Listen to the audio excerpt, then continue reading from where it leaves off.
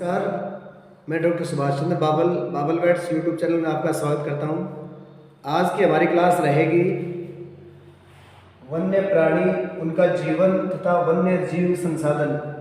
ये हमारे लेसन का टाइटल है, लेकिन आज के इस लेसन में सिर्फ हम इसका इंट्रोडक्शन पढ़ेंगे। इसकी डिटेल के लिए, मतलब इस टाइटल की डिटेल के लिए हमें 3 क्लासें करनी पड़ेंगी, तब जाके ये टॉपिक कंप्लीट होगा, क्योंकि ये बहुत बड़ा टॉपिक है। इसको ध्यान से, मन से समझना है। बहुत ही इंपॉर्टेंट टॉपिक है, जिसको इंग्लिश में हम wild animals, their life and wild life resources भी बोलते हैं। मतलब वन्य प्राणी, उनकी लाइफ कैसी रहेगी, वन्य प्राणी क्या होते हैं, उनका जीवन कैसा है, और उनको बचाने के लिए, उसका संरक्षण करने के लिए कौन कौन से संसाधन हम काम में लेते हैं, इसकी हम चर्चा करेंगे। तो इसकी इंट्रो में मैं बताना चाहूँगा, सबसे पहले वन्य जीव।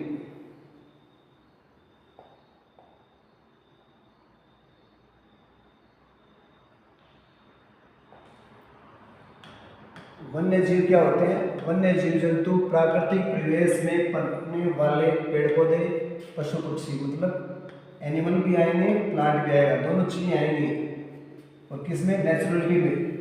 प्राकृतिक परिवेश में पनपते हैं, प्रकृति में रहते हैं ऐसे जीव जंतु। मतलब पेड़ पौधे भी सांस लेते हैं, इसलिए पेड़ पौधे भी इसमें आएंगे, पशु भी आएगा। मतलब वन्य जीवन और कृषि फसल उपजातियों में अत्यधिक जैव विविधता पाई जाती है। यह आकार और कार्य में विभिन्न होते हैं, परंतु अंतर निर्भरता की जटिल जाल के द्वारा एक अंतर में गुंथी है। ये जैसे हम सामाजिक विज्ञान, सोशल साइंस पढ़ते हैं, उस तरीके की लैंग्वेज है।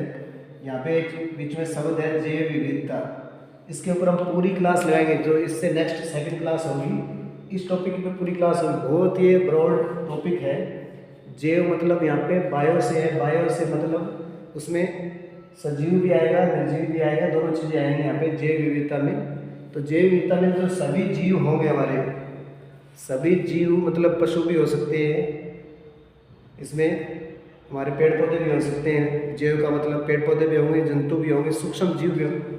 तीनों की हम डिटेल पढ़ेंगे। तीनों के बारे में क्या पढ़ेंगे, उनमें आपस में कौन कौन सी विभिन्नता, विषमता, और उसमें इकोसिस्टम बोलते हैं, पारिस्थितिकी। तीनों में जो जटिलता है, मतलब एक दूसरे के जाल के रूप में गुंथे होते हैं। बहुत ही ब्रॉड टॉपिक रहेगा हमारा इसमें, जैव विविधता में। मतलब सभी जो जीव हैं, चाहे वो प्लांट हो, चाहे एनिमल हो, चाहे सूक्ष्म जीव हो, उनमें क्या क्या विभिन्नताएं होती हैं, क्या क्या विषमताएं होती हैं, क्या क्या इकोसिस्टम में जटिलता होती है। तीनों के डिटेल के बारे में पढ़ेंगे आगे। तो ये वन्य जीवन के बारे में था, इसके डेफिनेशन। वो वन्य जीवन था, ये वन्य जीव है ऐसे जीव जो अपने प्राकृतिक अवस्था में और जिन्हें पालतू न बनाया गया हो। ये बात यहाँ पे याद रखनी है आपको। मतलब पालतू जानवर नहीं होंगे, प्रकृति के प्रवेश में रहेंगे ऐसे जीव जो मानव बसेरा से बाहर वन पर्वतों में रहते हैं। अर्थात जंतुओं और वनस्पतियों की ऐसी असंवर्धित प्रजातियाँ जो अपने प्राकृतिक वास स्थानों में पाई जाती हैं। जो नेचुरलिटी है वहाँ पे मिलेंगी, पालतू नहीं होगी। इतनी बात इसमें याद रखनी है। अर्थात वन्य जीव प्राणी वो है जिनको मानव द्वारा पाला नहीं गया। यहाँ पे इसी बात की मैंने असम्पटी लिखी है, जिनको मानव द्वारा नहीं पाला जाता। जंगलों, पहाड़ों में, मैदानी क्षेत्रों में जहाँ घना जंगल होता है, घास के बड़े बाड़े होते हैं, वन्य जीव प्राणी कहलाते हैं। जैसे जंगली जानवर है, हाथी, भेड़िया, लोमड़ी, तो जंगलों में, पहाड़ों में, मैदानों में यहाँ मिलते हैं ये।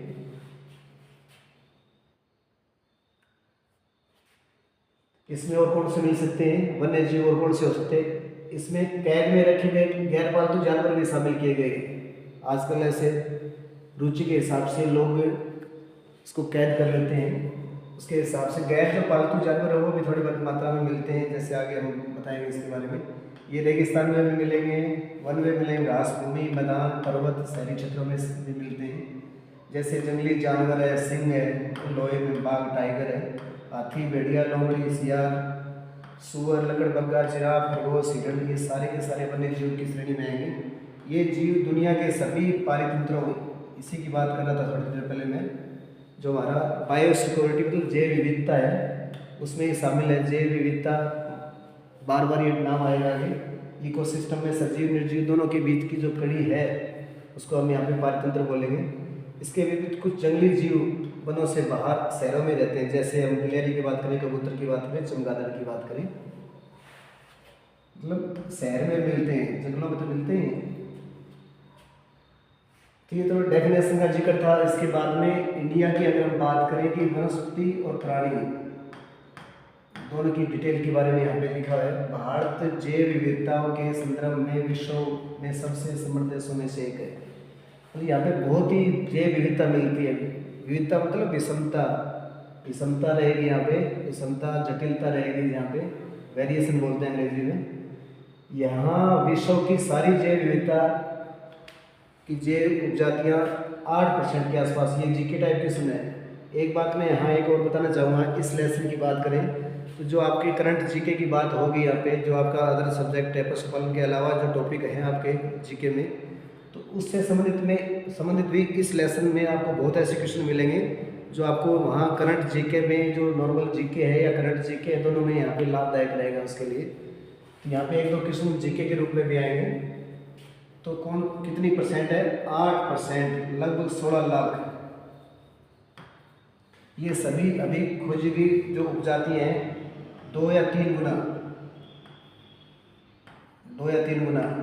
इसके बाद में ये विविध वनस्पति जात व प्राणी जात हमारे हर रोज के जीवन में इतने गुंथे हुए हैं कि हम इसकी कदर नहीं करते, परंतु पर्यावरण के प्रति हमारी असंवेदना के कारण पिछले कुछ समय से इन संसाधनों पर भारी दबाव बढ़ रहा है। अभी तो फिर भी हमने गौर करना स्टार्ट कर दिया है यहाँ पे, क्योंकि अलग अलग एक्ट आने के बाद में, उससे पहले गौर नहीं थी। न तो प्लांट की कोई गौर थी, न कोई एनिमल की गौर थी। इनकी वजह से वनस्पति का भी ह्रास हुआ, प्राणियों का भी ह्रास हुआ। तो दोनों के बारे में अलग अलग से यहाँ पे टाइटल डाला है। सबसे पहले वनस्पति जात की बात करेंगे, उसके बाद में प्राणी जात की बात करेंगे। मुख्यतः 12 जैव विविधता वाले देशों में से इंडिया एक है। मतलब आपसे यहाँ जीके का क्वेश्चन बनता है कि विश्व में जैव विविधता दर्शाने वाले देशों की संख्या बताओ, तो उत्तर आएगा 12, और इंडिया उन 12 में से एक है। इंडिया की अगर हम बात करें तो 47,000 विभिन्न जातियों के प्लांट यहाँ पे हैं, जिसके कारण भारत विश्व में 10वें स्थान पर। ये जीके टाइप का क्वेश्चन हो गया, प्लांट का जिक्र हो रहा है यहाँ पे, प्लांट में 10वें स्थान पर है। एशिया की अगर हम बात करें तो इंडिया चौथे स्थान पे है। विश्व में तो 10वें स्थान पे है, एशिया में चौथे स्थान पे है। भारत में लगभग 15,000 फलों के प्लांट भी यहाँ पे मिलते हैं, जो विश्व की 6% है। एक ये क्वेश्चन है, एक 10वां, ये चौथा, और एक 12, 4 क्वेश्चन बनते हैं यहाँ पे। प्राणी जात की अगर हम बात करें, जीवों की देश में लगभग 90,000 प्रजातियाँ हैं, जानवर व मछलियों को मिलाकर। देश में लगभग 2,000 से अधिक पक्षियों की प्रजातियाँ भी हैं, जो विश्व में 13% है। ये सारे के सारे जीके टाइप क्वेश्चन आपको याद रखने हैं। 90,000 प्रजातियाँ हैं इंडिया की अगर हम बात करें, और 2,000 के आसपास बर्ड्स की जातियाँ भी हैं। अगर पक्षियों की बात करें तो विश्व में भारत का 13% योगदान है इसमें। देश में अगर मछलियों की बात करें तो 2,546 प्रजातियाँ हैं, जो विश्व की लगभग 12% है। पक्षियों की बात करें तो 13% है, और अगर मछलियों की बात करें तो 12% के आसपास है। भारत में विश्व के 5 से 8% के आसपास क्या मिलते हैं? उभयचरी, सरीसृप और स्तनधारी जानवर भी मिलते हैं। ये भी क्वेश्चन इंपॉर्टेंट है, जीके टाइप है। इसके बाद में अगर हम बात करें, स्तनधारी जानवरों में हाथी सबसे महत्वपूर्ण है, ये याद रखना आपको यहाँ पे। ये कहाँ कहाँ मिलेगा? असम में, कर्नाटक में, केरला के उष्ण व आर्द्र वनों में पाए जाते हैं। एक सींग वाले जो गैंडे हैं वो भी यहाँ पे जंगली जानवर के रूप में मिलते हैं, जो कहाँ मिलेगा? पश्चिम बंगाल तथा असम के दलदली क्षेत्रों में। तो ये जीके टाइप किसी मान लो, या इस लेसन के हिसाब से मान लो, बहुत ही इंपॉर्टेंट है। हाथी कहाँ है? कर्नाटक और केरला। उसके बाद में गैंडे की अगर हम बात करें तो कहाँ है? बंगाल व असम में। और कच्छ की बात करें, गुजरात की बात करें, या थार प्रस्तर की बात करें तो राजस्थान में है क्रमशः जंगली गधे। मतलब जंगली गधे तो कहाँ पे? गुजरात में। और ऊँट कहाँ पे? राजस्थान में। ये भी इंपॉर्टेंट है। भारतीय भैंसा, इसके अलावा नीलगाय है, चौसिंगा है, छोटा मृग जिसको गेजल के नाम से जानते हैं। विभिन्न प्रजातियों के हिरण भी भारत में पाए जाते हैं। भारत में बंदरों की भी विभिन्न जातियाँ यहाँ पे मिलती हैं। बहुत वेरिएशन है, इसी को जैव विविधता बोलते हैं। आगे मैंने एक चार्ट दिया है, ये बहुत इंपॉर्टेंट चार्ट है। इसमें से लगभग आपको लगता है बहुत ही नॉर्मल है, और हमेशा हम छोटी 6th क्लास से पढ़ते आ रहे हैं। बहुत इंपॉर्टेंट टेबल है ये, इसको ठीक से याद करना है। एक क्वेश्चन लगभग इसी में से आता है। तो सबसे पहले देखो वन्य जीवों का वर्गीकरण हमने क्लासिफिकेशन किया है, इनको बांटा गया है दो तरीके से भोजन को ग्रहण करने के आधार पर। पहला, सेकंड है आवास के आधार पर। पहले तो आपको यही क्वेश्चन याद करना है कि जीवों का जो वर्गीकरण है, वन्य जीवों का जो वर्गीकरण है किस बेस पे है। एक तो हैबिटेट मतलब आवास, उसका घर। दूसरा है भोजन को ग्रहण करना, मतलब इसको यहाँ सीधा आप ऐसे लिख सकते हो, भोजन के आधार पर, भोजन के आधार पर, आवास के आधार पर। तो भोजन के आधार पर उसके भी 3 पार्ट हैं, आवास के आधार पर भी 3 पार्ट है। क्वेश्चन कैसे बनाया जाता है कि निम्न में से कौन सा भोजन के आधार पर वन्य जीव का वर्गीकरण में नहीं आता। तो शाकाहारी, मांसाहारी, सर्वाहारी 3 लिख दी, चौथा उभयचर लिख दिया, तो आंसर क्या आ जाएगा, उभयचर आ जाएगा। बहुत ही सिंपल है। तो इस तरीके से जैसे क्वेश्चन आ गया कि आवास के आधार पर कौन सा वन्य जीव का वर्गीकरण में नहीं आता, तो ये तीनों नाम होंगे, चौथा इसमें से हो जाएगा। ध्यान रखना है, उभयचर, स्थलचर, नभचर, ये दोनों जगह मिलेगा, स्थल में मिलेगा या नभ आकाश में मिलेगा। सर्वाहारी मतलब सब कुछ खाएगा, मांसाहारी मतलब मांस खाएगा, शाकाहारी मतलब शाक मतलब पेड़ पौधे खाएगा। तो जैसा नाम है वैसा ही आंसर यहाँ पे मिलेगा। शाकाहारी, इसको हर्बीवोर्स, अंग्रेजी वाले नाम भी इतने फेमस है, ये भी पेपर में आ जाता है कई बार, ध्यान रखना है इनका। मांसाहारी को कार्निवोर्स के नाम से जानते हैं, कार्निवोर्स। शाकाहारी को हर्बीवोरस, मांसाहारी कार्निवोरस, सर्वाहारी ओमनीवोरस, उभयचर एम्फीबियन, स्थलचर टेरेस्ट्रियल, नभचर एरियल। तो ये इनके अंग्रेजी वाले नाम हैं। शाकाहारी में मतलब पेड़ पौधों को से प्राप्त भोजन सामग्री को भोजन के रूप में ग्रहण करते हैं, तो वो कौन से कहलाएंगे, शाकाहारी। मांसाहारी कौन से कहलाएंगे, जंतुओं से प्राप्त भोजन सामग्री, जैसे मांस है, मछली है, वो भोजन के रूप में ग्रहण करते हैं। सर्वाहारी मतलब जंतुओं से भी, पेड़ पौधों, दोनों से प्राप्त भोजन सामग्री को भोजन के रूप में ग्रहण करते हैं। उभयचर किसको बोलेंगे, जो जल व स्थल दोनों पे ही रहते हैं। स्थल किसमें, जमीन पर या स्थल पर रहते हैं। नभ मतलब आकाश में उड़ने वाले। तो ये तो इनकी डेफिनेशन है सबकी। अब सबके एग्जाम्पल है, जैसे शाकाहारी किसको बोलेंगे, ये क्वेश्चन सबसे ज़्यादा पूछा जाता है। जैसे नाम लिख दिया, शेर, चीता, भेड़िया, मगरमच्छ, सांप, ये लिख दिए, तो किस टाइप के जंतु हैं, उत्तर क्या आएगा, मांसाहारी प्राणी। तो शाकाहारी में क्या आएगा, गाय, भैंस, भेड़, बकरी, ऊँट, हिरण है। मांसाहारी में क्या आएगा, शेर, चीता, भेड़िया, मगरमच्छ और सांप है। सर्वाहारी में क्या आएगा, कौवा, कुत्ता और मनुष्य। उभयचर की बात करें तो मेंढक, सांप, मगरमच्छ, कछुआ। स्थलचर की बात करें तो पशु आएंगे, इसमें कुत्ता आएगा, मानव आएगा। नभचर की बात करें तो कौवा और बाज, ये इसके एग्जाम्पल हैं। तो बहुत इंपॉर्टेंट टेबल है ये।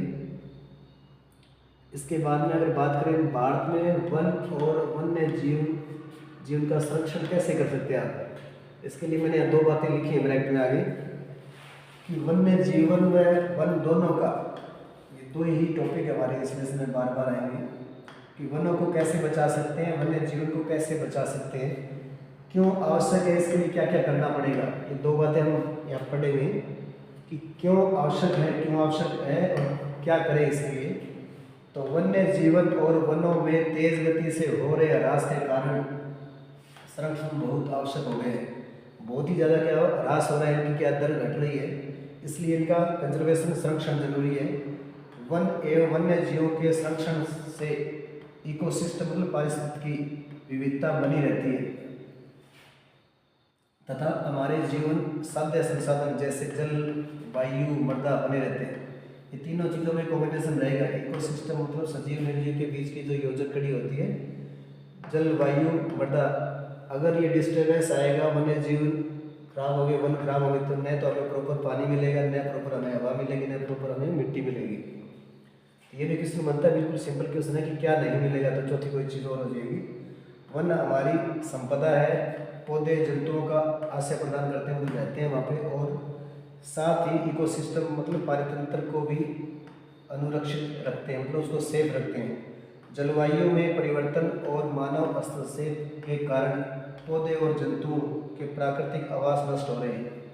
आजकल के ज़माने के हिसाब से, मॉडर्न के हिसाब से, पाश्चात्य सभ्यता के हिसाब से हम उनके ऊपर गौर नहीं कर रहे हैं, इसलिए यहाँ पे प्रदूषण जैसी समस्या, बहुत समस्या ज़्यादा हम आगे आएगा काल में।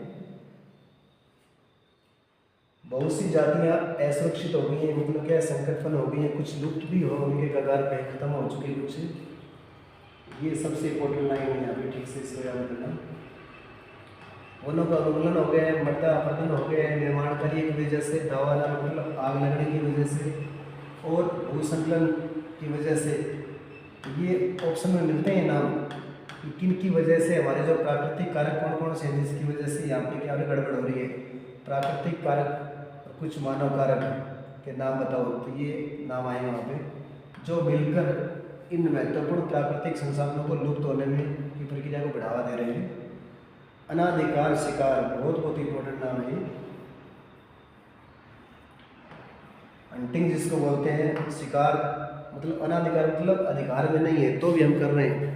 गवर्नमेंट के कुछ आदेश होते हैं, कुछ रूल एक्ट हैं, उनके अकॉर्डिंग कर सकते हो आप, उसके बिना करें तो वो अनाधिकार में आएगा। इससे क्या होता है, कुछ प्रजातियों की संख्या तेजी से कम हो रही है। किसके लिए शिकार कर रहे लोग? पशु खाल के लिए। ये ऑप्शन में आता है, क्वेश्चन बनता है यहाँ पे। चमड़ा, नाखून, दांत और पंखों के साथ साथ सींगों का एकत्रीकरण कर रहे हैं और गैर कानूनी तरीके से व्यापार कर रहे हैं पैसे के लिए। ये सही नहीं है इनकी वजह से। तो ये पूछा जाता है कि तेज़ी से कम हो रहे तो जो शिकार करते हैं वो किसके लिए करते हैं, तो ये ऑप्शन में नाम आपको मिलेंगे। बहुत इंपॉर्टेंट क्वेश्चन बनता है इसमें। इसके बाद में कुछ जंतु जैसे शेर की बात करें, चीता की बात करें, हाथी, ब्लैक बग है, मगरमच्छ है, दरियाई घोड़ा है, हिम तेंदुआ है, शुतुरमुर्ग है और मोर है। इनका संरक्षण प्रादेशिक और सामुदायिक स्तर पर जागरूकता कार्यक्रम जैसे सामाजिक वानिकी, वन महोत्सव को प्रोत्साहित करके करना चाहिए। नाम लिखना इजी है लेकिन करता कोई नहीं है हमें। तो ये ऑप्शन में आपको पेपर में मिलता है कि कौन कौन सी ऐसे जागरूकता वाले तरीके हैं, तो ऑप्शन में मिलेगा वन महोत्सव, दूसरा सामाजिक वानिकी। ऐसे जागरूकता के तरीके हैं। अभी ये वन महोत्सव 1950 से चल रहा है, आज से नहीं है, लेकिन 1980 के दशक के आसपास, 70 और 80 के बीच में, उसके बाद में 2010 से पहले इतना यहाँ पे वनों का ह्रास हुआ है कि बहुत ही ज़्यादा। वन महोत्सव 1950 से चल रहा है। अभी कौन सी वर्षगांठ मनाई गई थी थोड़े दिन पहले, अभी मैं आगे यहाँ पर लिखूँगा आपको। वन महोत्सव 75वां वन महोत्सव मनाया गया। अभी थोड़े दिन पहले की बात करें, जुलाई में मनाया जाता है, फर्स्ट वीक में मनाया जाता है, वो भी आगे लिखा हुआ है। तो वन महोत्सव ये प्रोग्राम है जिसके माध्यम से आप जागरूकता के माध्यम से इसका कंजर्वेशन संरक्षण कर सकते हो। राष्ट्रीय उद्यान के माध्यम से, वन्य जीव अभ्यारण्य मतलब सेंचुरी के माध्यम से, जैव मंडल निश्चय मतलब आरक्षित क्षेत्र, बायोस्फीयर जिसको बोलते हैं जैव मंडल, इसमें जल, थल और पानी तीनों आते हैं। हमारी प्राकृतिक वनस्पति और वन्य जीवन को सुरक्षित रखने के लिए बनाए गए हैं। इतनी चीज़ें कौन कौन सी चीज़ें बनाई गई, तो ये क्वेश्चन बनता है यहाँ पे, बहुत इंपॉर्टेंट। उद्यान भी है, नेशनल पार्क भी है, यहाँ पे वन्य जीव के वाइल्ड लाइफ के सेंचुरी भी हैं, बायोस्फीयर यहाँ पे क्या हमारा रिजर्व भी है। तो ऐसे चीज़ें बनाई गई हैं जिसके माध्यम से उनको आप सुरक्षित कर सकते हो। इनकी पूरी डिटेल, इनकी पूरी डेफिनेशन सब आएगा। जैसे हम थोड़ा सा एग्जाम्पल की बात करें, जो नेशनल पार्क है वहाँ पे क्या है, पर्यटक जो होते हैं ना, टूरिस्ट होते हैं, उनका आवागमन होता है। इसमें आवागमन नहीं होता है, नेचुरलिटी होती है। और इसमें क्या आरक्षित क्षेत्र है, 18 क्षेत्र है हमारे इंडिया की बात करें तो सारे आगे बताए गए। झीलों को आर्द्र भूमि का संरक्षण, मूल्यवान संसाधन नष्ट होने से बचाने के लिए आवश्यक है, सारा कुछ करना जरूरी है। इसके बाद में आगे बात करें, पौधे और प्राणियों का संरक्षण प्रत्येक नागरिक का नैतिक कर्तव्य है।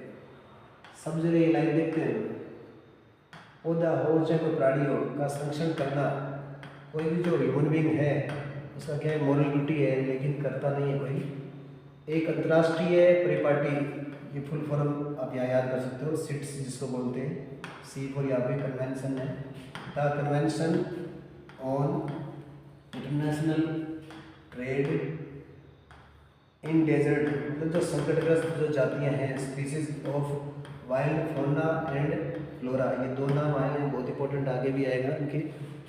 फौना और फ्लोरा ये दो नाम हैं। फौना मतलब एनिमल, सभी जो एनिमल के रीजन है, क्षेत्र हैं जहाँ पे क्या होगी, एनिमल मिलेंगे। फ्लोरा में क्या मिलेगा, यहाँ पे प्लांट की स्थापना की गई, जिसमें प्राणियों व पक्षियों की अनेक जातियों की सूची भी तैयार की गई थी। रेड डाटा बुक भी तैयार है बाद में। इन सूची में दिए गए सभी पक्षियों व प्राणियों के व्यापार पर प्रतिबंध भी लगाया गया था। पशुओं की 5000 पौधों की 2500 जातियाँ रक्षित की गई थी यहाँ पे, बहुत ज़्यादा, जिसमें भालू, डॉल्फिन, कैक्टस, प्रवाल, ऑर्किड, एलो जैसे एग्जाम्पल हैं। डॉल्फिन जो गंगा में, ये सबसे इसका बेस्ट एग्जाम्पल रहेगा। डॉल्फिन कहाँ मिलता है? तो गंगा में, गंगा नदी में। इसका कंजर्वेशन भी चल रहा है। या विभिन्न जातियों में बेहतर जनन के लिए वनस्पति और पशुओं के जो जीन्स होते हैं, जेनेटिक कैरेक्टर होते हैं, विविधता को भी संरक्षित किया गया है। क्योंकि ये अगर संरक्षित नहीं करेंगे तो आगे ग्रोथ नहीं होगी। उदाहरण के तौर पर अगर हम बात करें तो कृषि में अभी भी पारंपरिक फसलों पर निर्भर है।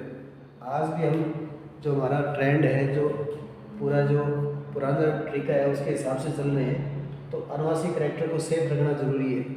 जलीय जैव विविधता मोटे तौर पर मछली पालन बनाए रखने पर डिपेंड होती है। ये इंपॉर्टेंट आगे जो लिखा है, कब हुआ था ऐसा? 1960 और 70 के दशकों के दौरान पर्यावरण संरक्षण ने राष्ट्रीय वन्य जीवन सुरक्षा कार्यक्रम पर जोर मांग की थी, इसलिए 1972 में बन गया था आगे। तो कब एक्टिव हुए थे वहाँ पे? 60 से पहले 10 साल कोई एक्टिव नहीं था।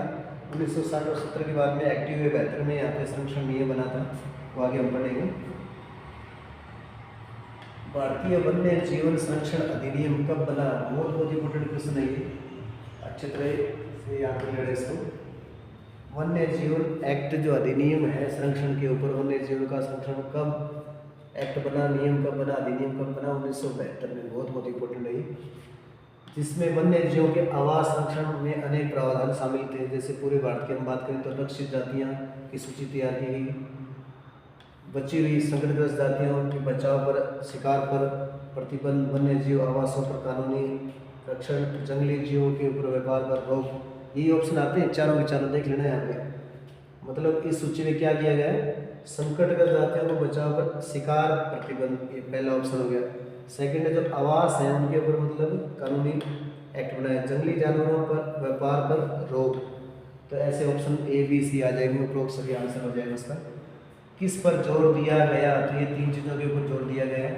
तत्पश्चात केंद्रीय सरकार व कई राज्य सरकारों ने भी राष्ट्रीय उद्यान, नेशनल पार्क, वन्य जीव पशु विहार मतलब सेंचुरी स्थापित की गई। उसके बाद में कौन से स्टेट में, कौन से ज़िले में, कहाँ कौन सी सेंचुरी है, कौन सा नेशनल पार्क है, इंपॉर्टेंट वो सारे नाम आएंगे। आज के टाइम की बात करें तो दिल्ली हर साल थोड़ा चेंजिंग हो रहा है। पहले 100 के आसपास थे। इंडिया की बात करें अभी 2 साल में 106 पे पहुँच गए। अगर वर्तमान में पूछ लेना कि राष्ट्रीय उद्यान कितने हैं तो 106 आगे हम डिटेल से पढ़ेंगे। और सेंचुरी है ये 573 होगी। केंद्रीय सरकार ने कई परियोजनाओं की भी घोषणा की है जिनका उद्देश्य गंभीर खतरे में पड़े कुछ, जैसे यहाँ पे सबसे इम्पोर्टेंट योजना हमारी बाघ पर रहती है। यहाँ पे बाघ वाले पे इम्पोर्टेंट क्वेश्चन बनता है, लगभग उसी से क्वेश्चन आने की संभावना। वैसे हाथी पर भी है, लाल पाडा पे है, डॉल्फिन पे भी है, लेकिन सबसे बड़ी परियोजना किसको माना जाता है? बाघ की परियोजना को माना जाता है। इन प्राणियों में बाघ, एक सींग वाला गैंडा, कश्मीरी हिरण अर्थात अंगुल, 3 प्रकार के मगरमच्छ, स्वच्छ जल में रहने वाला, लवणीय जल में रहने वाला घड़ियाल, एशियाई शेर, अन्य प्राणी। एशियाई शेर कहाँ? गुजरात। बहुत इंपॉर्टेंट है ये। इसके अतिरिक्त कुछ समय पहले अगर भारतीय हाथी, काला हिरण, चिंकारा, भारतीय गुडावड़ की बात करें और हिम तेंदुए आदि के शिकार पर रोक लगा दी गई थी। व्यापार पर भी संपूर्ण प्रतिबंध और आंशिक प्रतिबंध लगा कानूनी रक्षण किया गया था। तो यहाँ वो पीछे वाला हमारा टॉपिक कंप्लीट होता है। नेक्स्ट टॉपिक यहाँ स्टार्ट हो रहा है। वन और वन्य जीव संसाधनों के प्रकार कौन कौन से हैं और कहाँ फैले हुए हैं। यदि हम वन व वन्य जीव संसाधनों को संरक्षित करने की बात करें तो पीछे हमने पढ़ा है अभी तक। उनका प्रबंधन, नियंत्रण, विनियमन, ये 3 चीज़ें होती हैं। तो कैसे मैनेजमेंट करना है, कैसे यहाँ पे कंट्रोल करना है, कैसे वहाँ पे आदान प्रदान करना है, कठिन है। भारत में अधिकतर वन्य जीव या तो क्या प्रत्यक्ष रूप से सरकार के अंडर में आते हैं या वन विभाग या अन्य विभागों के जरिए इनके ऊपर प्रबंधन किया जाता है। ये मैनेजमेंट का जिक्र है यहाँ पे। तो इनमें कौन कौन से वर्गों में बांटा गया? 3 कैटेगरी है इसकी। बहुत इंपॉर्टेंट। इस स्लाइड से किस लगभग आने के चांस है, ठीक से इसको याद कर लेना। 3 प्रकार के वन है यहाँ पे, आरक्षित, रक्षित और अवर्गीकृत। आरक्षित, रक्षित और अवर्गीकृत। तो यहाँ थोड़ा डिफरेंस मिलेगा। देखो सबसे पहले देश में मतलब इंडिया की बात करें, आधे से अधिक वन क्षेत्र आरक्षित में। ये पहला क्वेश्चन बन गया यहाँ पे। आपसे पूछा जाएगा कि किस टाइप के वन क्षेत्र में मतलब कौन सा वन है जो आधे से ज़्यादा मतलब 50% से ज़्यादा तो उत्तर क्या आएगा? आरक्षित। सेकंड में देखो यहाँ पे 1/3 हिस्सा, मतलब 33% के आसपास, ये तो 50% से अधिक है, और 33% के आसपास कौन सा है? रक्षित है। ये याद करना है यहाँ पे। तो आधे से ज़्यादा मतलब 50% से ज़्यादा कौन सा आरक्षित वन है? जहाँ तक वन व वन्य प्राणियों के संरक्षण की बात करें तो आरक्षित वनों की सबसे मूल्यवान माना जाता है। इन तीनों में सबसे बेस्ट मूल्यवान इकोनॉमिक की दृष्टि से कौन सा माना जाता है? ये सेकंड क्वेश्चन है। सबसे मूल्यवान किसको मानेंगे?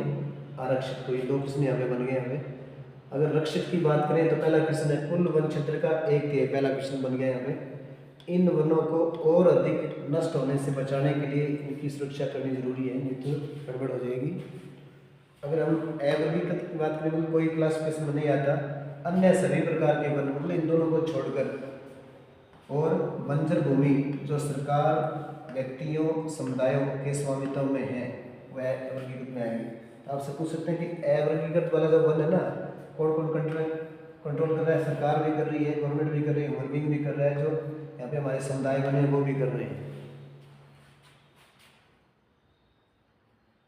इसके बाद में इन तीनों के बारे में इकट्ठी यहाँ पे एक स्लाइड है, जैसे पिछले में आरक्षित, रक्षित और अवर्गीकृत नाम आया था, ऐसे इन तीनों को मिला के यहाँ पे क्वेश्चन बनते हैं। बहुत इंपॉर्टेंट स्लाइड है ये भी, ठीक से इसको याद करना है। आरक्षित और रक्षित वन ऐसे स्थायी वन है, ये पहला क्वेश्चन हो गया, स्थायी वन है जिनका रख रखाव किसके लिए?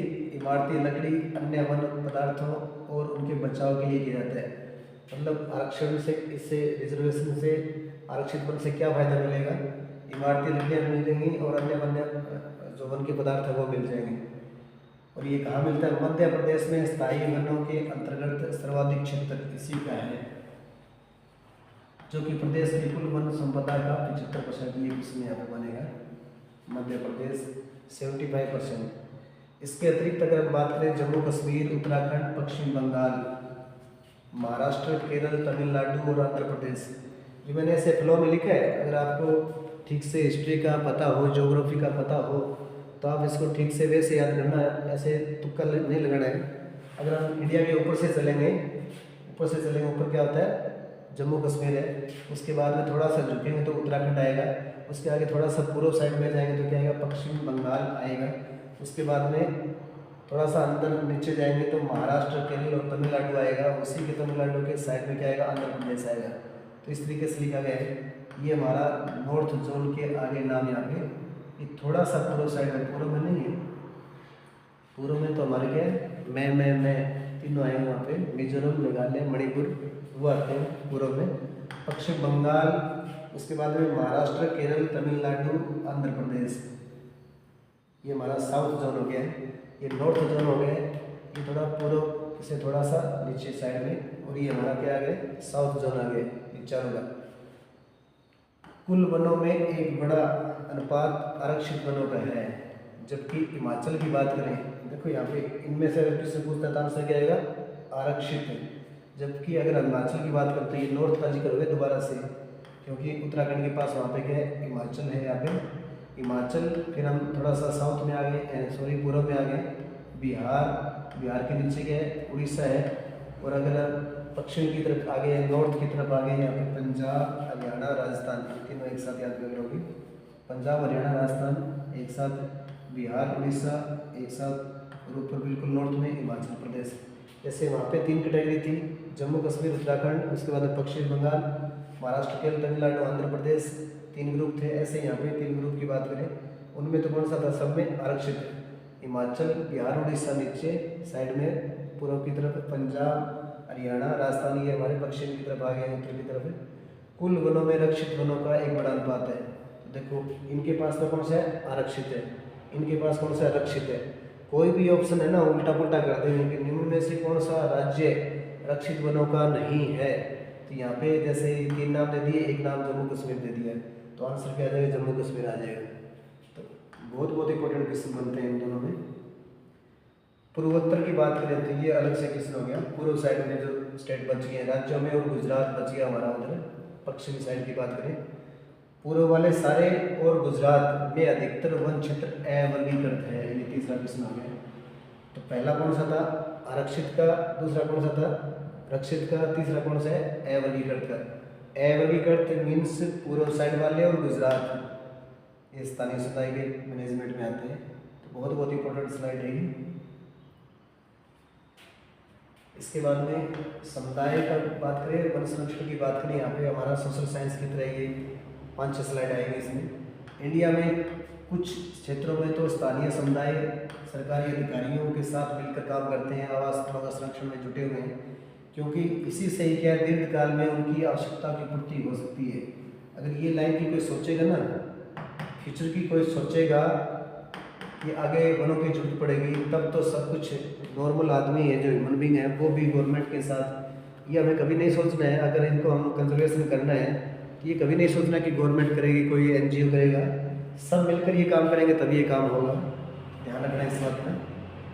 सरिस्का बाग परियोजना राजस्थान में गाँव में कि लोग वन्य जीव संरक्षण अधिनियम के तहत वहाँ के खनन कार्य बंद करवाने के लिए संघर्षरत हैं।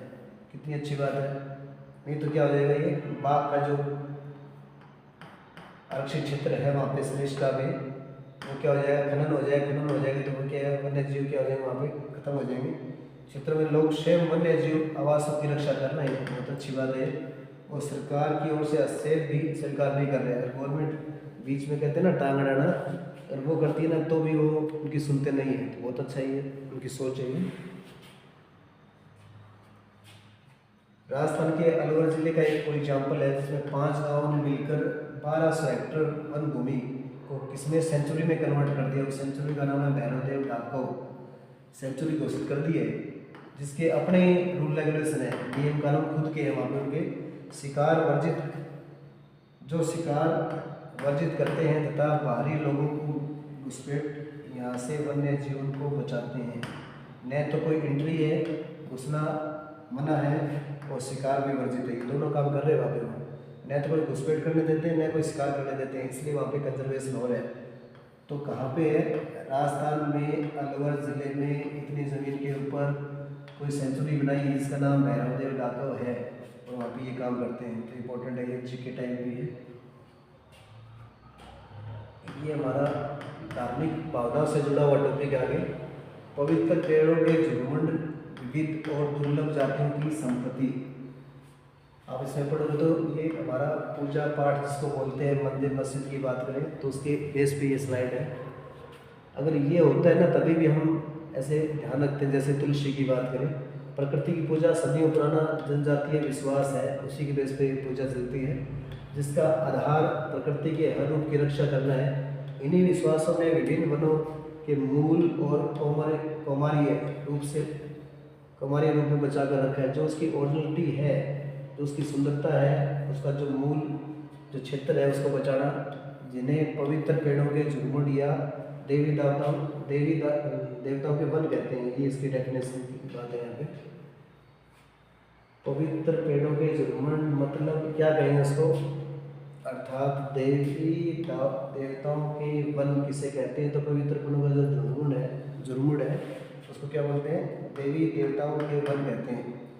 वनों के इन भागों में या तो क्या है, वनों के ऐसे बड़े भागों में स्थानीय लोग ही घुसते हैं और न किसी और को छेड़छाड़ करने देते हैं। जो वहाँ के लोकल होते हैं वही आ सकते हैं। हमें ऐसे बोलते हैं ना छूत, कि कोई इसको छू भी नहीं सकता, इसको टच नहीं कर सकता, उसके बेस पे रखा गया सबको।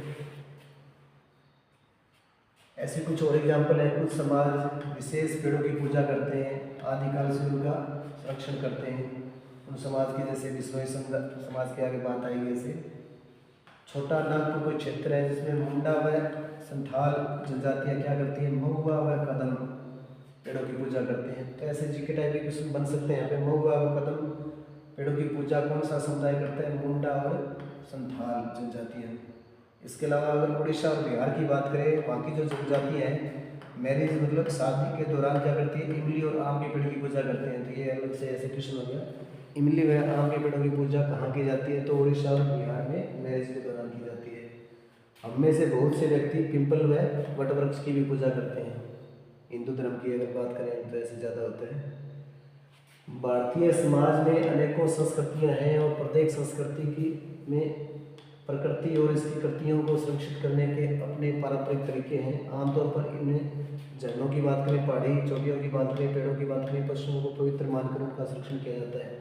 सबका अपना अपना तरीका है, कोई झरनों को अच्छा मानता है, कोई पहाड़ियों को अच्छा मानता है, कोई पेड़ों को मानता है, कोई पशुओं को मानता है।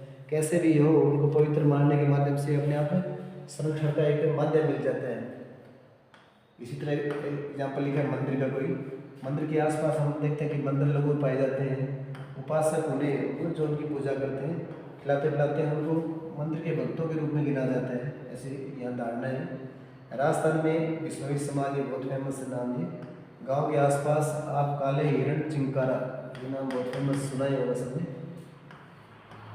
आगे आएगा हमारे राज्य पशु, नीलगाय, मोरों के झुंड देख सकते हैं, जो वहाँ के समुदाय का अभिन्न हिस्सा माना जाता है। कोई उनको नुकसान नहीं पहुँचाता है, नुकसान पहुँचाएगा तो बहुत बड़ी गड़बड़ हो जाती है, कोई बचता नहीं है उसको।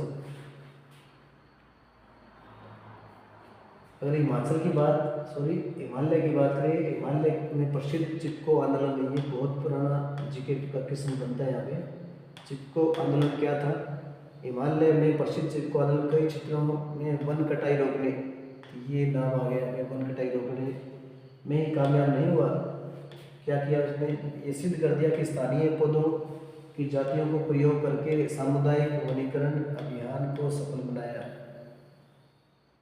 ये काम उन्होंने किया, मतलब वन कटाई को रोका, सामुदायिक जो वनीकरण अभियान था उसको सुचारू रूप से चलाया। कहाँ? चिपको आंदोलन के माध्यम से। कहाँ? हिमालय।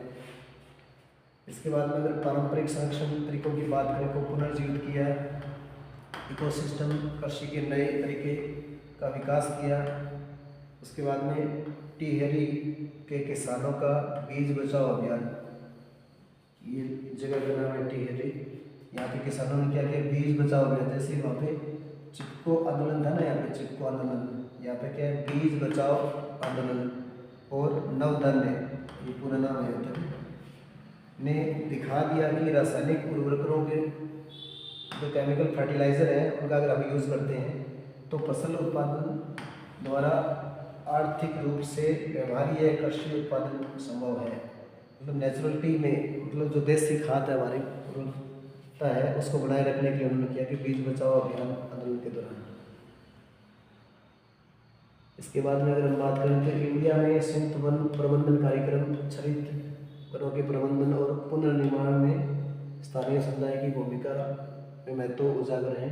इसके अलावा औपचारिक रूप से अगर हम बात करें कार्यक्रमों की शुरुआत कब हुई? 1988 में। तो ये जीके का प्रश्न बन सकता है यहाँ पे। जब उड़ीसा राज्य ने संयुक्त वन प्रबंधन का पहला प्रस्ताव पास किया, कब? 1988 में।